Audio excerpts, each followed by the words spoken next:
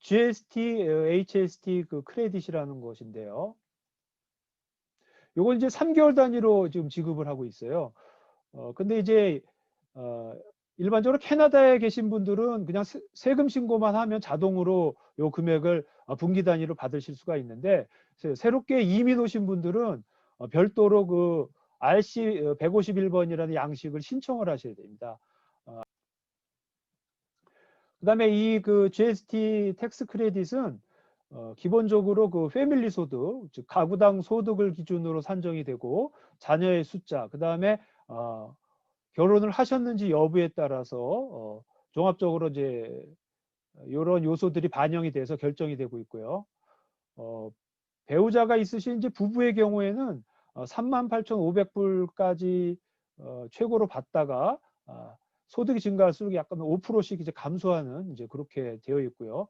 그다음에 이제 만약에 배우자가 비거주자, 그러니까 뭐 기러기 아빠 같은 경우겠죠. 기러기 아빠는 한국에 계시고 나머지 그 엄마하고 자녀분이 이제 캐나다에 계신 경우에는 비거주자지 않습니까? 남편분이. 이런 경우는 본인의 소득만으로도 평가가 돼요. 그래서 다음에 나올 그 차일드 베네핏의 경우에는 이제 그 남편분의 소득까지 해서 부부의 소득이 모두 반영이 되는 데 비해서, GST 크레딧의 경우에는 남편분이 비거주자면 본인의 소득만으로도 GST 크레딧을 받을 수 있기 때문에 그러한 점을 좀 잘 유의해서 신청을 해서 받으시면 될 것 같습니다.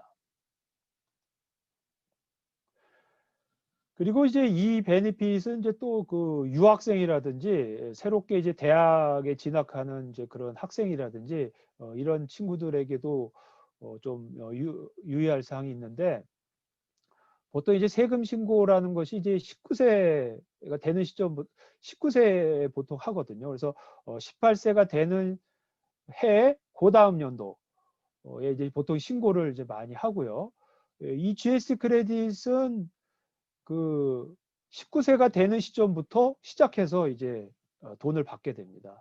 뭐 금액은 별로 크진 않지만 그래도 몇백 불 들어오는 거니까 반드시 이제 세금 신고를 하셔야 되고, 그 유학생이신 분들도 뭐 나중에 그 한국으로 돌아가실 계획이 있다 하더라도 당장 그 캐나다에서 공부하실 때는 그 거주자시거든요. 지난번에 말씀드린 것처럼 세법상의 거주자 신분이시기 때문에 이러한 그 GST 크레딧을 신청하시면 반드시 받으실 수가 있습니다. 그래서 예를 들어서 뭐 알버타주 같은 경우에 뭐 세금 신고만 하면 어떤 소득이 없다 하더라도 한 296불 정도 1년에 받으실 수 있고, 거기다가 이제 아까 말씀드린 그 기후행동 인센티브가 1인당 444불 해가지고 총 한 740불 정도가 신고만 하면 돈이 들어오거든요. 그러니까 이런 혜택을 몰라서 못 받으시면 안 되겠죠. 그래서 세금 신고를 하시면 이런 혜택을 받으실 수가 있습니다. 그다음에 이제 그 어떤 분들은 이제 이렇게 착각을 하십니다. 이제 처음에 이제 GS 크레딧을 받고 나중에 이제 소득이 증가하면은 그 GST 크레딧 금액을 더 받을 줄 알고 했는데 오히려 못 받는 거예요. 뭐 그래서 이상하다. 왜 소득이 증가하면 더 많이 받을 줄 알았는데 그러냐 그러는데, 이거는 이제 기본적으로 저소득층을 지원하기 위한 것입니다.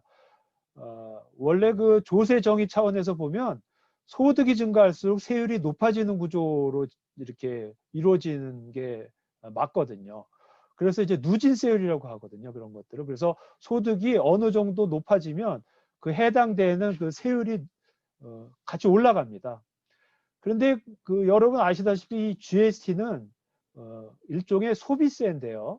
한국에 계셨던 분들은 한국에서 그 부가가치세 10% 붙는 이제 그런 걸 생각해 보시면 되는데, GST가 됐건 뭐 HST가 됐건 뭐 PST가 됐건 이거는 본인이 어떤 것을 구매하는 거에 따른 일정 세율을 납부하시는 겁니다. 그렇기 때문에 이 부분은 누가 되었건 동일한 세금을 내는 거죠. 그래서 뭐 석유 재벌이 되건 홈리스가 되건 똑같이 같은 세율로 그 세금을 내는 것이기 때문에 사실은 저소득이신 분들에게는 매우 불리한 과세 제도입니다. 그렇기 때문에 그런 분들의 어떤 그런 불리함, 소득 재분배 차원에서 요런 GST 크레딧이라는 항목으로 해서 지원을 해 주는 겁니다. 그래서 조세 형평을 맞추기 위한 제도 중에 하나죠. 그래서 이 금액을 뭐 이뻐서 주는 것이 아니고 고러한 어떤 조세의 철학적인 측면이 반영되어 있는 그런 제도라고 볼 수가 있습니다.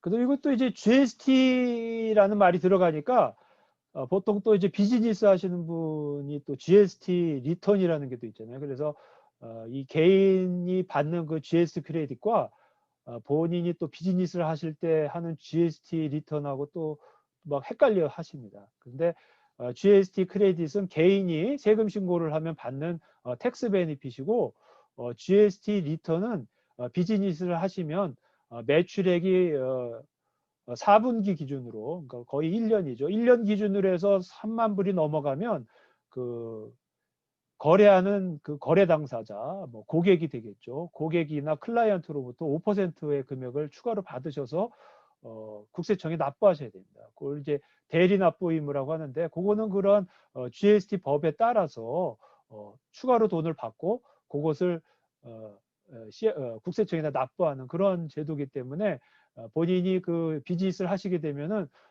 기록을 할 때 꼭 GST 부분을 별도로 나눠서 기록하는 습관을 가지셔야 됩니다. 그래서 그렇게 해야지 GST 금액을 계산을 해서 이제 CRA에 납부를 하거든요. 그래서 그런 거하고도 또 좀 차이가 있는 부분이 있어서 그냥 개념적인 것 때문에 설명을 드려보았습니다.